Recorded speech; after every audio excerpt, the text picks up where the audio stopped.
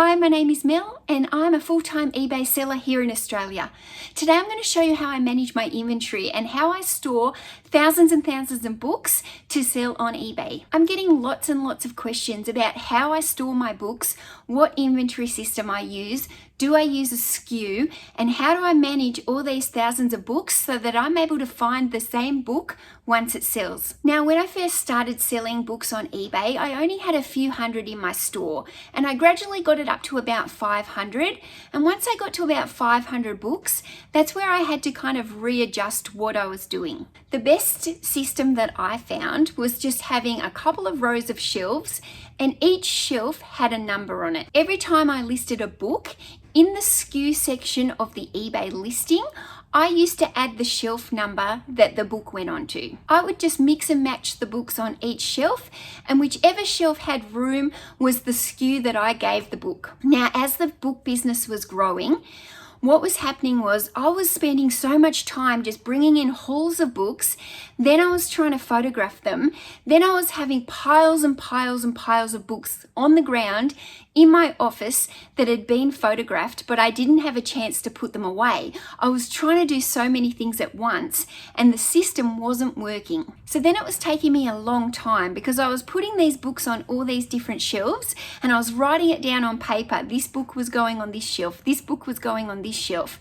And then I was having to manually go back into my listings and update the Skew. After a while, I was just getting way too far behind. I would have a couple of hundred books there waiting for me to inventory, and it was an absolute nightmare. So what I ended up doing was changing my Skew system, which was very time consuming.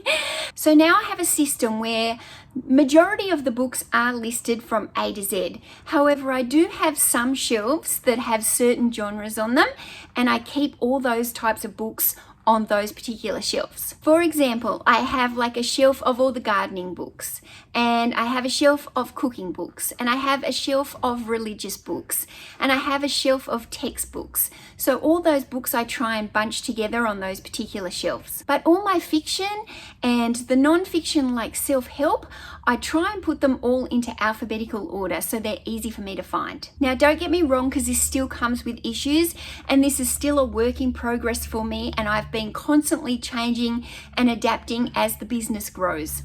One of the biggest issues I have is some of the authors with the more popular surnames starting with, say, M or S. There is a lot of books with authors starting with those surnames. So what that means is I actually now have quite a lot of shelves. For example, with the surname M, I actually now have 6 shelves of M. So that what that means is if I sell a book with the surname starting with M, I know that's going to take me a little bit longer to find probably than a surname starting with A, because I've only got 2 shelves here with the surname A.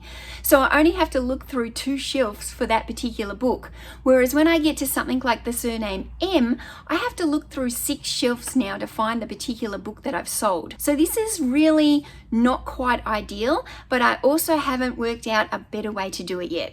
Come with me and I'll give you a little look, and I'll try and get some light in here and show you what I'm doing. So this is my row A to K, and as you can see, it's getting pretty full. A lot of these shelves are already double stacked. Some of them do have room, they've only got single stacks, and I've got a little bit more room there. I could also build the shelving units up higher, so I've got 1 or 2 extra shelves. That would just require me using a ladder.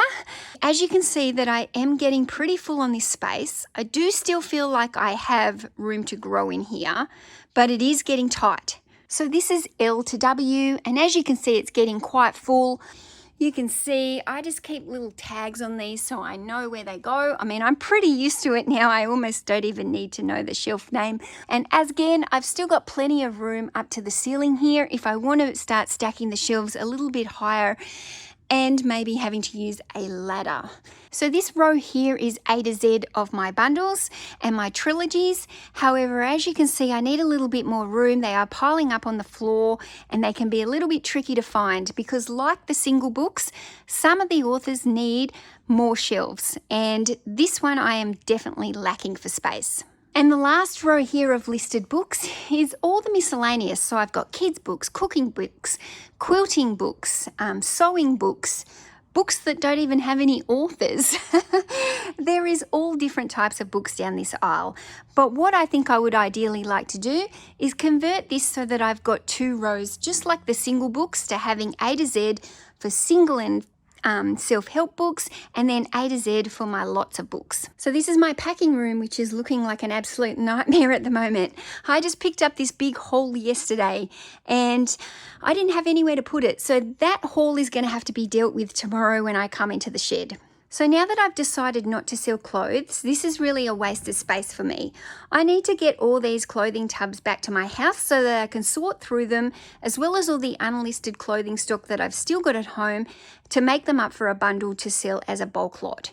So what I need to decide now is what books do I move into this storage unit. I can probably add another 2 shelves to the back row there, which will give me 5 shelves for books, which will probably allow me to store at least another 2,000 books in here. I've got 2 options. I can move this row of A to E into the packing room where the clothes are.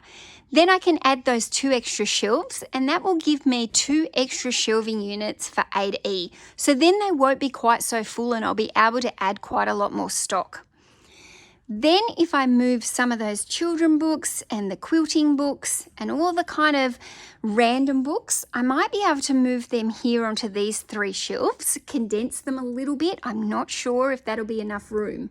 But even if I can just free up 1 row in here, so even if I can just move 1 row, maybe keep this row as it is and bring in 1 extra row for the bundles. If I can't make enough room to do this whole aisle as bundles, then what I do is might just move 1 row down to here. They can move here and A to E can move into this packing room. Add an extra 2 shelves, which will give me a lot more room. So this is my death pile room, and as you can see, it's filling quite fast. Now, originally my plan was that I would use these shelves here to bring over listed stock. But what I'm finding is that as I'm sorting through these books, some of them need to be set aside for not immediate listing. The ones that I want to build into trilogies and sets of books, I need shelves to store those on in the meantime. So as you can see, guys, that storage is a little bit of an issue for me, and I'm just really doing the best that I can, and I'm trying to change and evolve as the business grows. The problem I'm having is my business is growing fast and at a rapid rate, and that's what happens when you do books in volume. Each time I update my inventory system though, I will share it with you guys so you know what I'm doing, you know how I'm changing things, how I'm evolving, and I hope you find that interesting. If you are somebody that runs a large bookstore on eBay or Amazon or wherever you sell from, I would love to hear your feedback in the comments about how you run your inventory system for a large amount of books. Thanks so much for watching. If you want to learn more about selling on eBay, how to work from home, how to make money online, or how to even work from a storage unit, then make sure you hit the like button, click the subscribe, and don't forget to follow my journey.